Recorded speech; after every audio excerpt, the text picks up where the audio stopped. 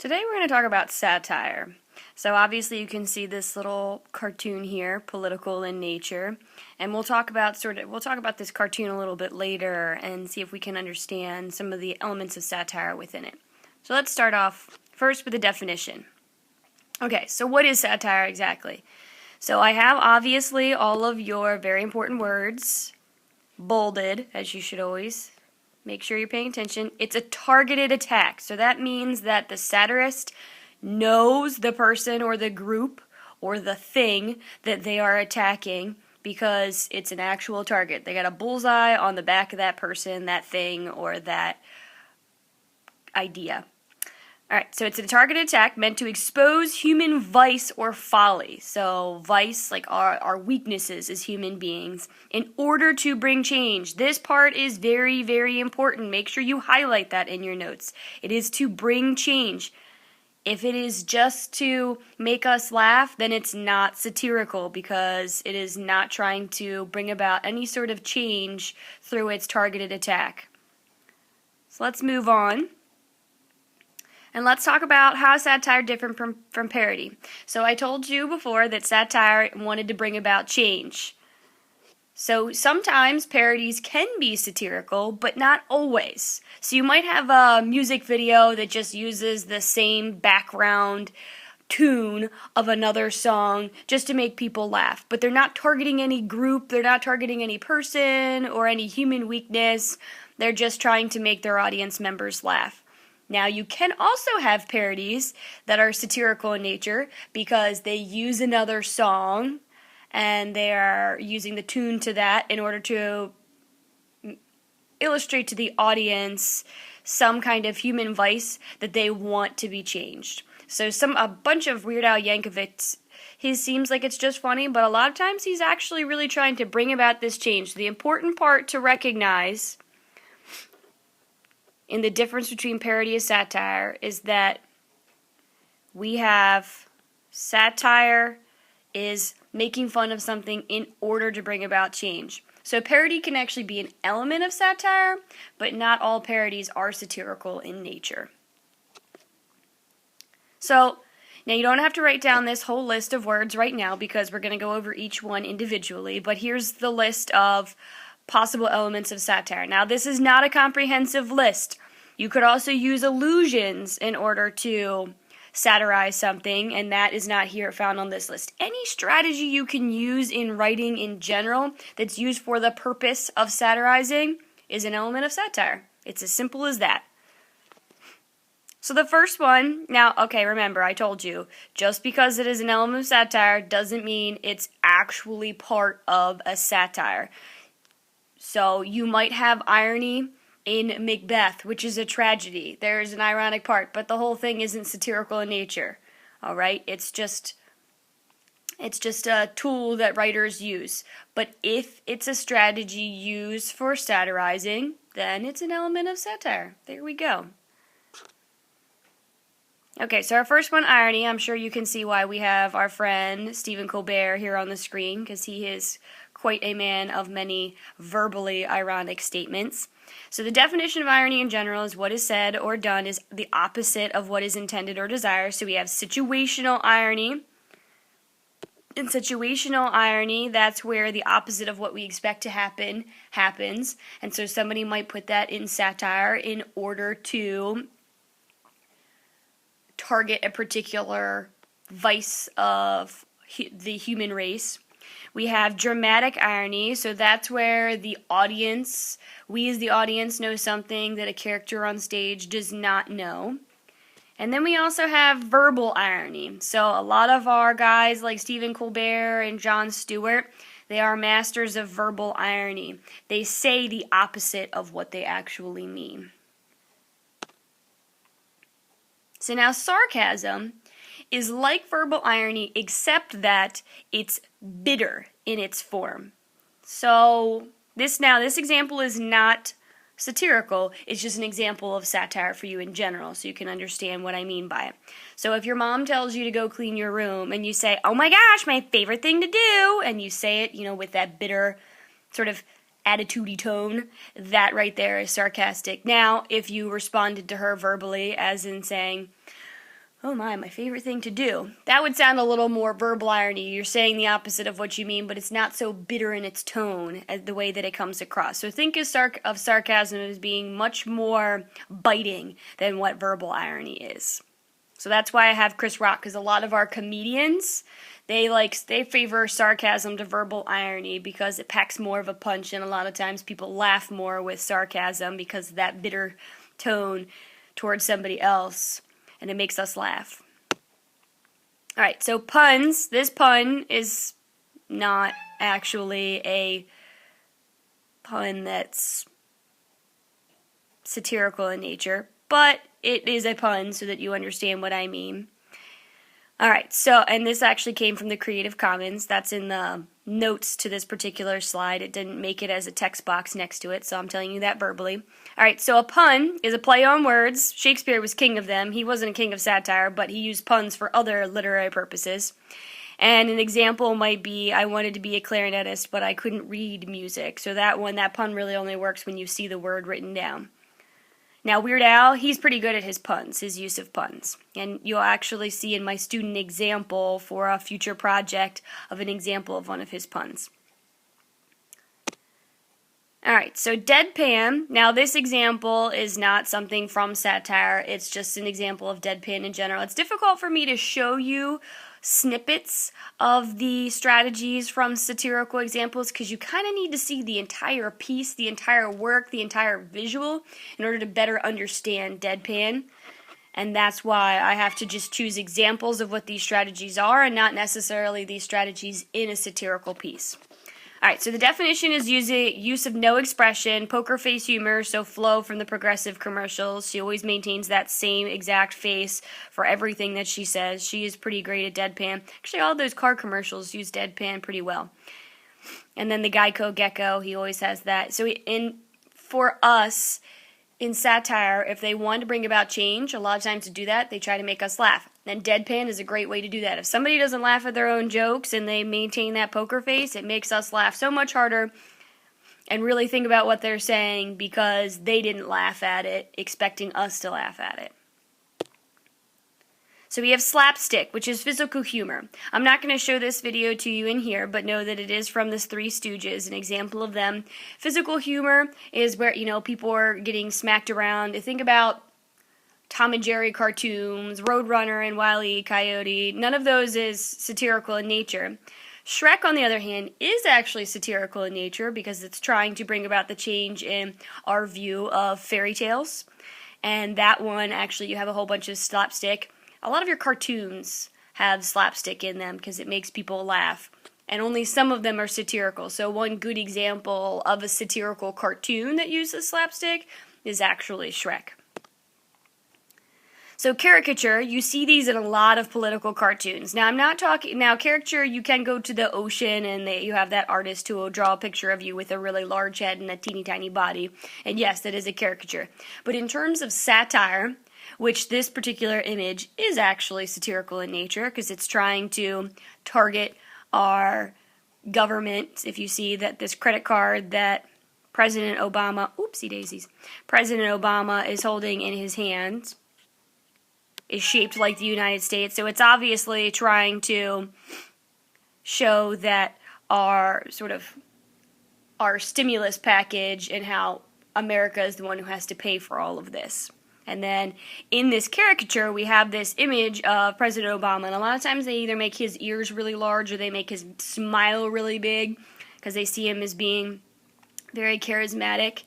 You have a lot of presidents who seem to be the targets for a lot of the caricatures for satirical cartoonists.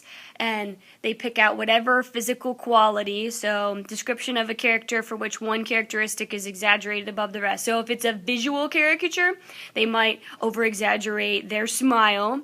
If it is a verbal one, it's in a written text, they might really emphasize a particular characteristic of that character in order to bring about satire. So when we talk about the examples from Huck Finn, I want you to really think about some moments in the text when Twain uses caricature to describe some of his people in the novel Huckleberry Finn. So burlesque. Burlesque can go one way or another.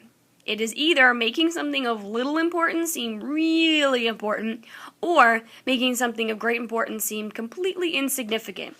And obviously, when you do this as a satirist, you're trying to make people see how important something is, so you're going to really underscore it and make it not look like it's so important in order for people to step back and think, wait a minute, you're making that seem like it's not such a big deal, but it really is a big deal.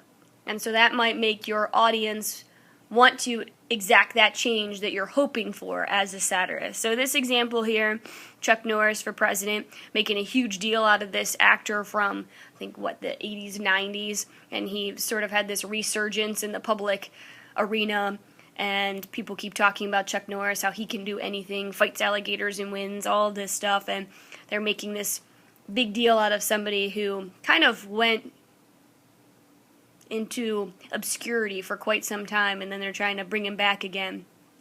Not entirely sure if that's satirical in nature or not. I'm still trying to determine that for some of the examples that use him.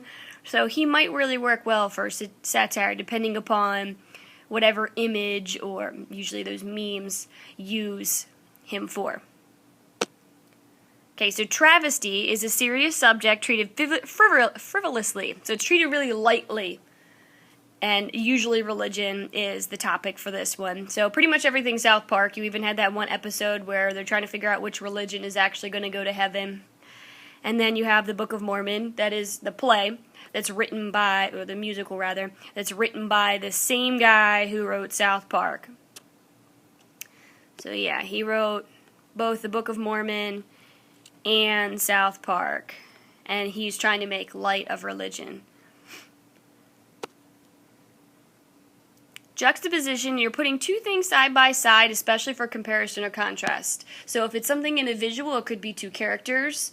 If it's something that's written down, it could be that you're trying to use, light and dark imagery. There are some good examples when we talk about Huck Finn that I want you to see if you can find in the language that Twain uses, where he juxtaposes certain kind of words to talk about some kind of characters, and other kinds of words that are on the opposite end of the spectrum for other characters, and he is trying to bring about change in his text. So I really want you to think about that when we get to the novel.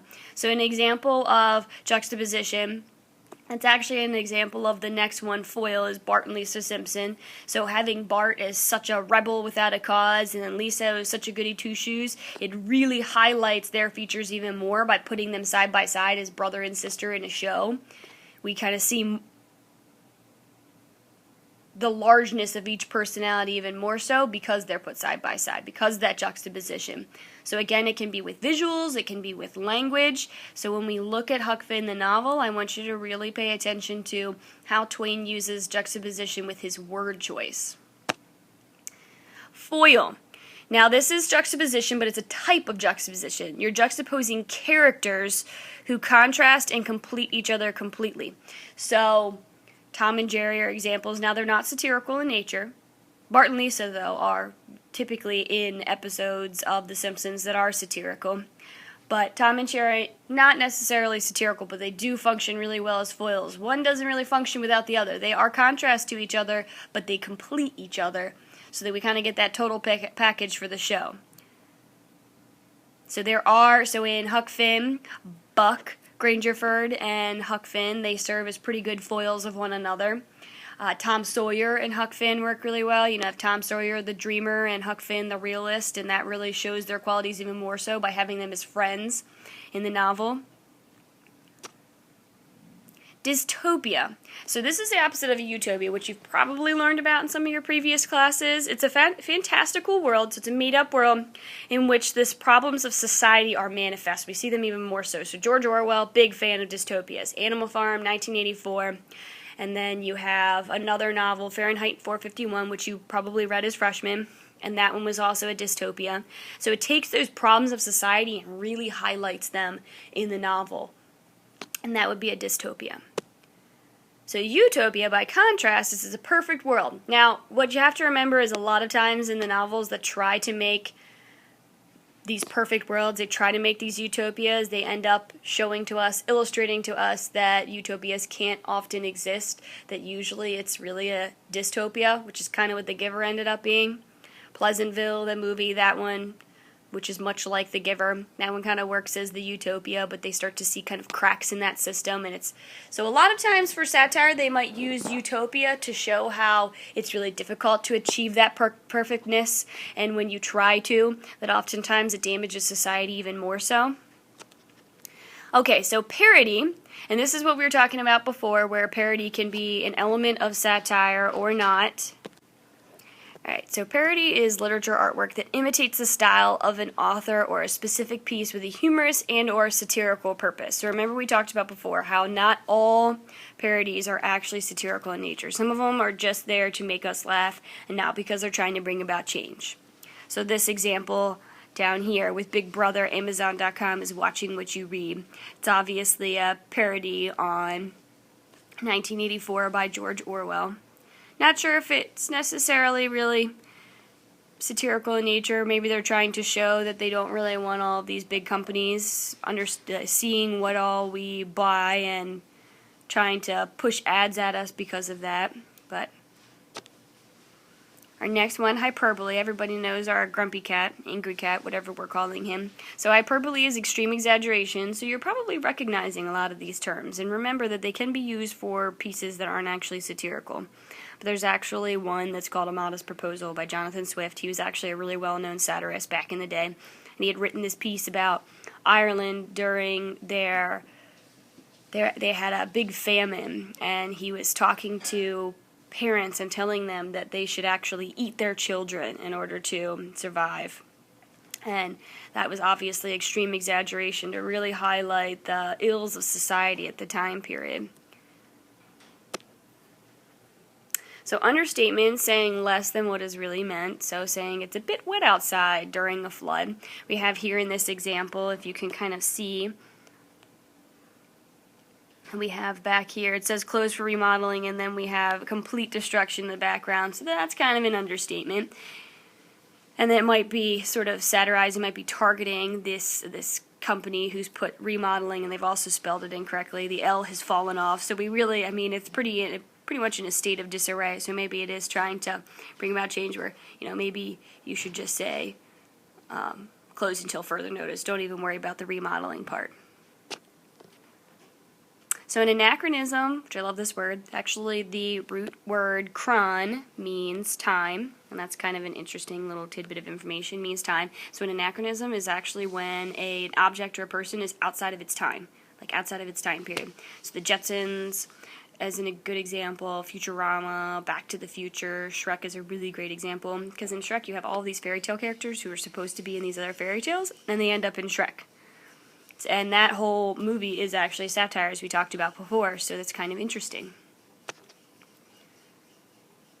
And then here we are at the end of, there's another example, and we'll talk about that one more later, but keep in mind, so satire in writing versus viewing. How can we tell when a text is satirical? So you might want to think about what kind of elements might you be more likely to see in written form. So you might see more juxtaposition than you would see slapstick. I don't know. What might help an element like deadpan? What might help that actually exist in the written form versus the viewing form? Much easier to do in visual than written form.